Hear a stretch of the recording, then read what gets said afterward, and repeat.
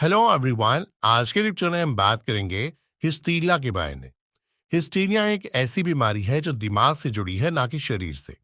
इसमें आपको कई बार गंभीर लक्षण महसूस हो सकते हैं, जैसे बेहोशी, सांस लेने में तकलीफ या शरीर में ऐंठन। लेकिन डॉक्टर जांच करे तो शरीर में कोई दिक्कत नहीं मिलती।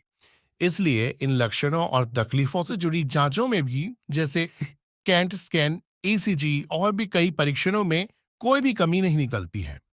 कभी कभी हमारी मन में बहुत तनाव रहता है, जिसका सामना करना मुश्किल हो जाता है। तो ऐसे में शरीर खुद को बचाने के लिए एक तरीका ढूंढता है और हिस्टीरिया के रूप में लक्षण दिखाता है। ये लक्षण हमें बताते हैं कि मन पर बहुत भार है और उसे आराम करने की जरूरत है।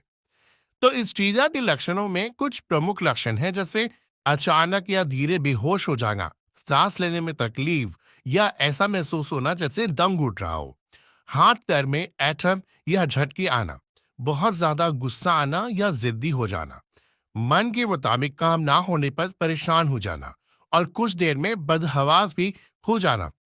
ये सभी इसके प्रमुख लक्षणों में आते हैं। तो जब इसमें दौरे आते हैं तो उस दौरान क्या होता है? इसमें मरीज को धीरे धीरे या अचानक चक्कर आ सकते हैं और बेहोश हो सकता है।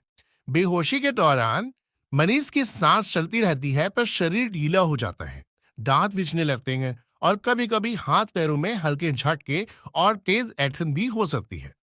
बेहोशी के कुछ मिनट से लेकर कुछ घंटों तक ये रह सकता है। फिर मरीज खुद ही ठीक हो जाता है और ऐसा महसूस करता है जैसे उसको कुछ हुआ भी नहीं है। पानी छिड़कने या नाक दबाने से भी होश आ सकता है।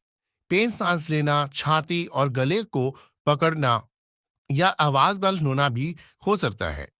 ये ऐसा लग सकता है जैसे दम घुट रहा हो। कभी कभी कुछ घंटों तक हाथ पैर हिलना मुश्किल हो जाता है। ये सब लक्षण कुछ देर में ठीक हो जाते हैं, पर यह बीमारी एक गंभीर बीमारी है। तो इससे इलाज कैसे हो सकता है? हिस्टीरिया का इलाज करने के लिए डॉक्टर से मिलना जरूरी है। वो आपको मनोचिकित्सक के पास दे सकते हैं। मनोचिकित्सक आपसे बात करके समझेंगे कि मन में क्या परेशानी है और फिर आपको इससे बाहर निकलने में मदद करेंगे।